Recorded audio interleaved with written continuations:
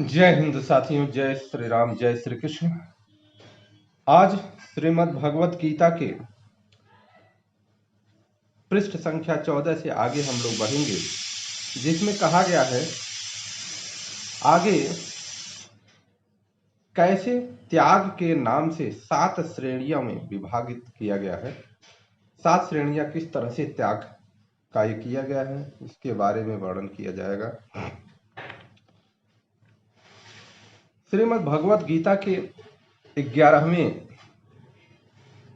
Page number 14वें से आगे 7 श्रेणियों में सबसे पहला श्रेणी कहा गया है निषिद्ध कर्मों का सर्वथा त्याग करना। निषिद्ध कर्म कौन कौन से हैं? चोरी, व्यभिचार, झूठ, कपट, छल, जबरदस्ती, हिंसा, अभक्ष्य भोजन और प्रमाद आदि शास्त्र निषिद्ध हैं।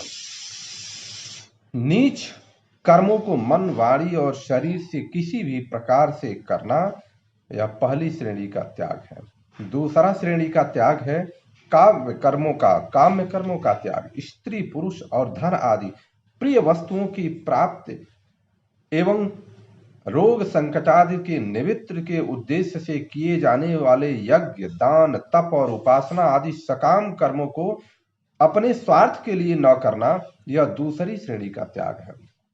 यदि कोई लौकिक अथवा शास्त्रीय ऐसा कर संयोग बस प्राप्त हो जाए जो स्वरूप से तो सकाम हो, परंतु उसके न करने से किसी को कष्ट पहुंचता हो, या कर्म उपासना की परंपरा में किसी प्रकार की बाधा आती हो, तो स्वार्थ का त्याग करके केवल लोक संग्रह के लिए उसे कर लेना सकाम कर्म नहीं है। अर्थात किसी भी कर्म को, जिस प्रकार का भी कर्म हो, अगर हम लोक संग्रह के लिए करते हैं तो वह सकाम कर्म है।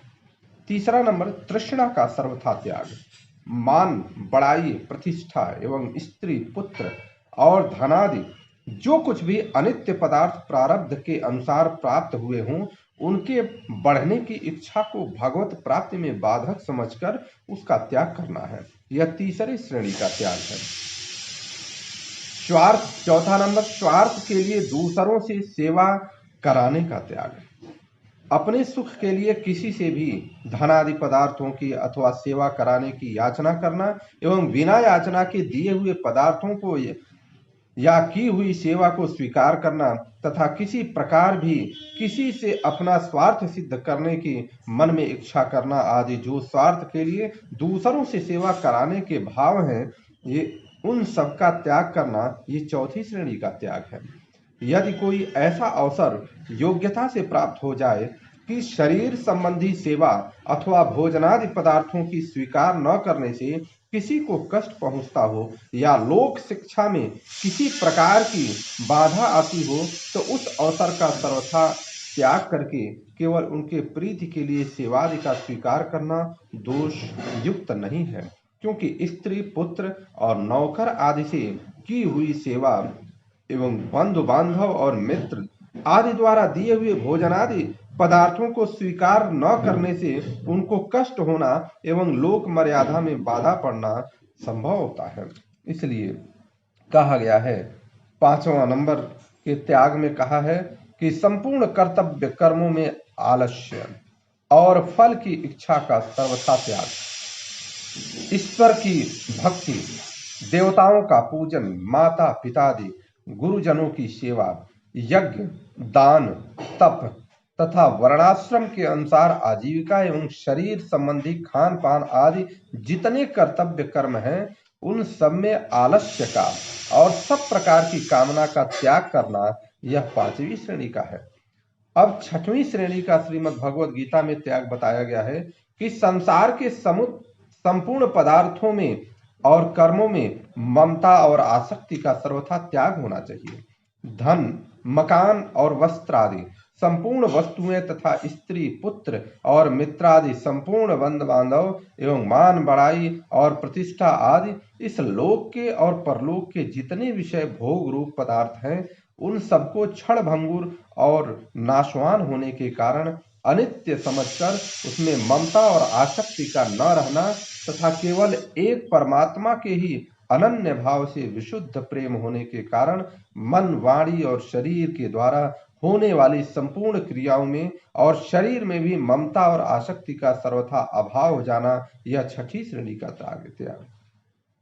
उक्त छठी श्रेणी के त्याग को प्राप्त हुए पुरुषों का संसार के संपूर्ण पदार्थों से वैराग्य होकर केवल एक परम प्रेम में भगवान में ही अनन्य प्रेम हो जाता है। इसलिए उनको भगवान के गुण, प्रभाव और रहस्य से भरी हुई विशुद्ध प्रेम के विषय की कथाओं का सुनना, सुनाना और मनन करना तथा एकांत देश में रहकर निरंतर भगवान का भजन, ध्यान और शास्त्रों का धर्म का विचार करना ही प्रिय लगता है। विषयासक्त मनुष्यों में रहकर हास्य, विलास, प्रमाद, निंदा, विषय भोग और व्यर्थ बातों में अपने अमूल्य समय का एक क्षण भी बिताना अच्छा नहीं लगता एवं उनके द्वारा संपूर्ण कर्तव्य कर्म भगवान के स्वरूप और नाम का मनन रखते हैं, वे भी बिना आसक्ति के केवल भगवत दर्प होते हैं। वे कर्मयोग का साधन है। इस साधन के करते करते ही साधक परमात्मा की कृपा से परमात्मा के स्वरूप को तत्वतः जानकर अविनाशी परमात्मा को प्राप्त हो जाता है। किंतु यदि कोई सांख्य योग के द्वारा परमात्मा को प्राप्त करना चाहे तो उसे उपर्युक्त साधन करने में अनंतर निम्नलिखित 7वीं श्रेणी की प्रणाली के अनुसार सांख्य योग का त्याग करना चाहिए। संसार, शरीर और समुद्र कर्मों में सूक्ष्म वासना और अहंकार का सर्वथा त्याग। संसार के संपूर्ण पदार्थ माया के कार्य होने से सर्वथा अनित्य है और एक सच्चिदानंद रूप परमात्मा ही सर्वत्र संभाव से परिपूर्ण है। ऐसा दृढ़ निश्चय होकर शरीर सहित संसार के संपूर्ण पदार्थों में और संपूर्ण कर्मों में सूक्ष्म वासना का सर्वथा अभाव हो जाता, अर्थात अंतःकरण में उनके चित्रों का संस्कार रूप से भी न रहना एवं शरीर के अहंग भाव का सर्वथा अभाव होकर मन, वाणी और शरीर द्वारा होने वाले संपूर्ण कर्मों में कर्तापन के अभिमान का लेश मात्र भी न रहना तथा इस प्रकार शरीर सहित संपूर्ण पदार्थों और कर्मों में वासना और अहंग भाव का अत्यंत अभाव होकर एक सच्चिदानंदमय परमात्मा के स्वरूप में ही एक ही भाव से नित्य निरंतर दृढ़ स्थित रहना, यह 7वीं श्रेणी का त्याग है। इस प्रकार साधन करने से वह पुरुष तत्काल ही सच्चिदानंद परमात्मा को सुख पूर्वक प्राप्त हो जाता है। किंतु जो पुरुष उक्त प्रकार से कर्मयोग का साधन न करके आरंभ से ही सांख्य योग का साधन करता है, वह परमात्मा को कठिनता से प्राप्त करता है। संन्यासा तो महाभाव दुख माप्तु मयोगतः। यह प्रश्न होता है कि कोई साधक एक ही समय में दोनों निष्ठाओं के अनुसार साधन कर सकता है या नहीं, यदि नहीं तो क्यों? इसका उत्तर है सांख्य योग और कर्म योग। इन दोनों साधनों का संपादन एक काल में एक ही पुरुष के द्वारा नहीं किया जा सकता, क्योंकि कर्मयोगी साधन काल में कर्म को, कर्म फल को, परमात्मा को और अपने को भिन्न भिन्न मानकर कर्म फल और आसक्ति त्याग करके ईश्वरार्थ और ईश्वरायण बुद्धि से समस्त कार्य करते हैं और सांख्य योगी माया से उत्पन्न संपूर्ण गुण ही गुणों में बरत रहे हैं अथवा इंद्रियां के अर्थों में बरत रही हैं। ऐसा समझकर मन, इंद्रिय और शरीर के द्वारा होने के लिए संपूर्ण क्रियाओं में कर्तापन के अभिमान से रहित होकर केवल सर्वव्यापी सच्चिदानंद रूप परमात्मा के स्वरूप अभिनव भाव में स्थित रहता है।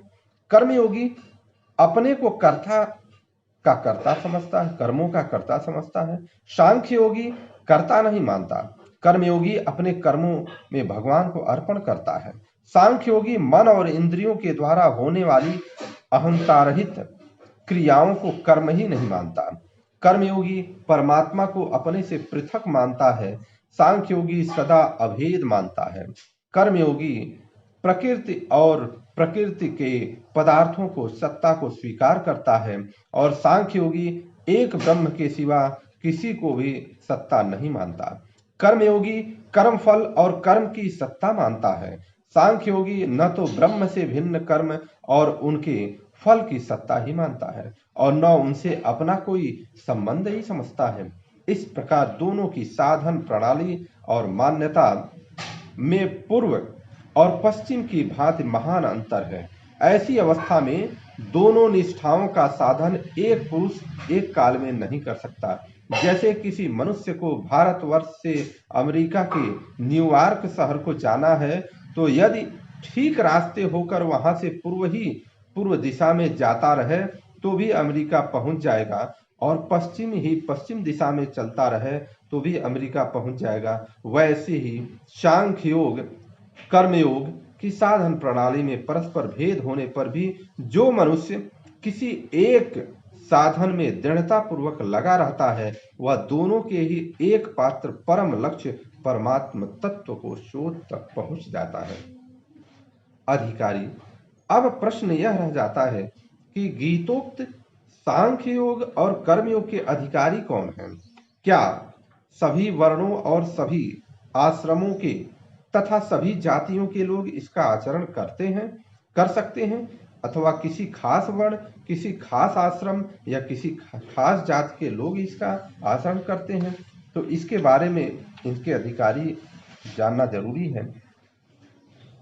इसका उत्तर यह है, यद्यपि गीता में जिस पद्धति का निरूपण किया गया है वह सर्वथा भारतीय और ऋषि सेवित है, तथापि गीता के शिक्षा पर विचार करने पर कहा जा सकता है कि गीता में बताए हुए साधनों के अनुसार आचरण करने का अधिकार मनुष्य मात्र को है। जगत गुरु भगवान श्री कृष्ण का यह उपदेश समस्त मानव जाति के लिए है, किसी खास धर्म अथवा किसी खास आश्रम के लिए नहीं है। यही गीता की विशेषता है।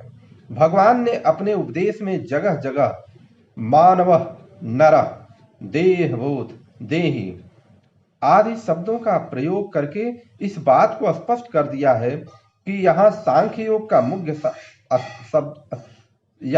जहाँ सांख्य योग का मुख्य साधन बतलाया गया है, भगवान ने देह शब्द का प्रयोग करके मनुष्य मात्र को उसका अधिकारी बताया है।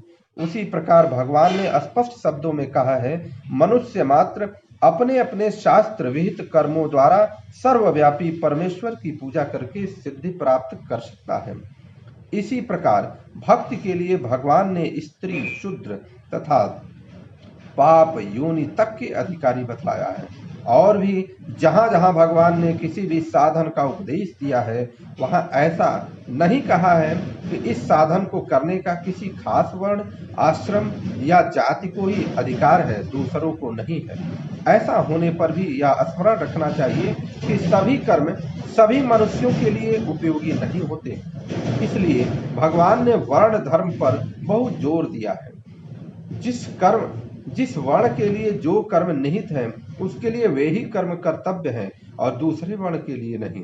इस बात को ध्यान में रखकर कि कर्म करने चाहिए, ऐसे वर्ण धर्म के द्वारा नियत कर्तव्य कर्मों को अपने अपने अधिकार और रुचि के अनुकूल मनुष्य मात्र ही कर सकते हैं।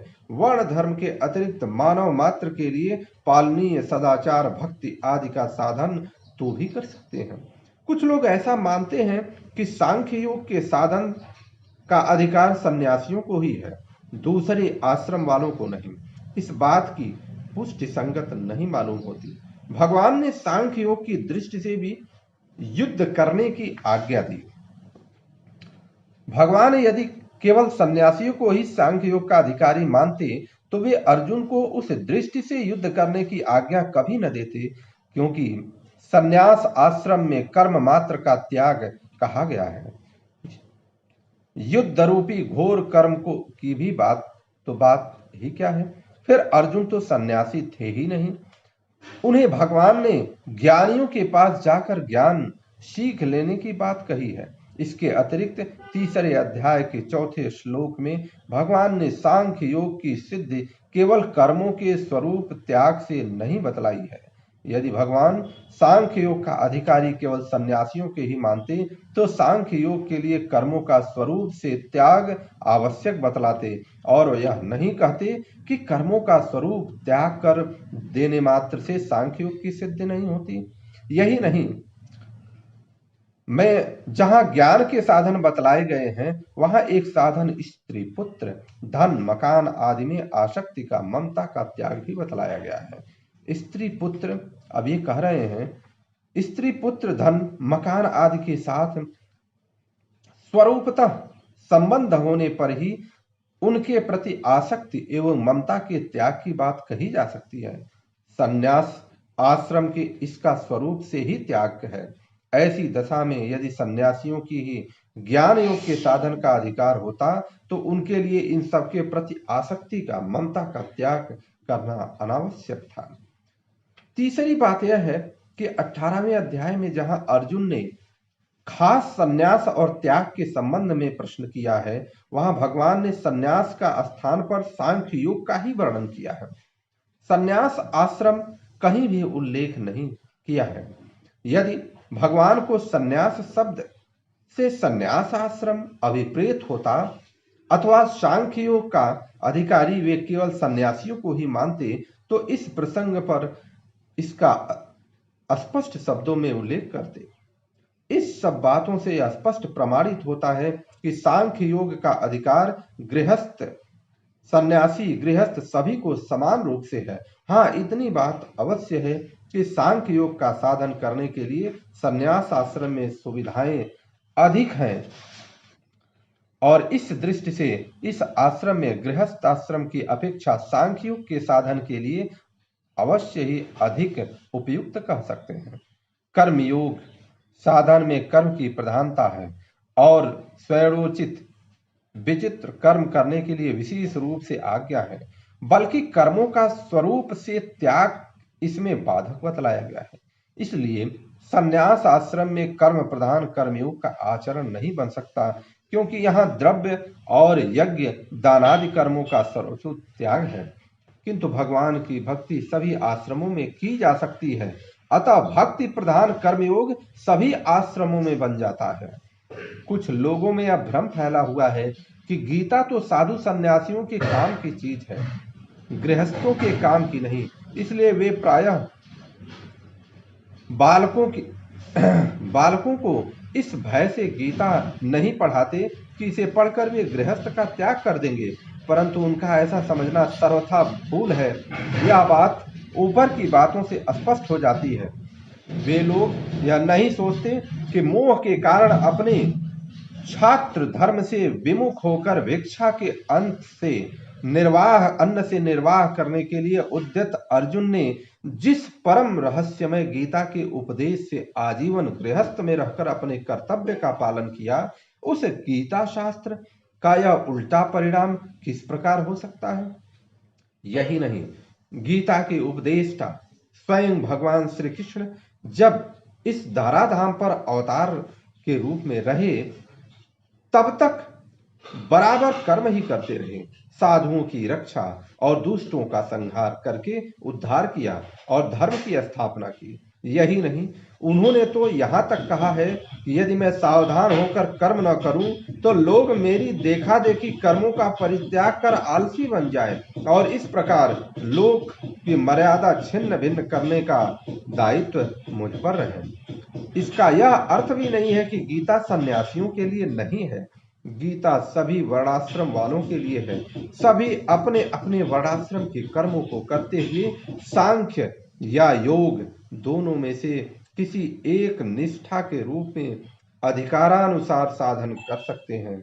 इस प्रकार यह आज श्रीमद् भगवत गीता का मुख्य रूप से इन सारी चीजों को बतलाया गया कि सांख्य योग कर्म योग के लोग किस तरह से श्रीमद् भगवत गीता का अध्ययन कर सकते हैं, और ये केवल सन्यासियों के लिए नहीं है, यह सामान्य जो कार्य करने वाले हैं हर आश्रम वर्णाश्रम के लिए, लोगों के लिए है।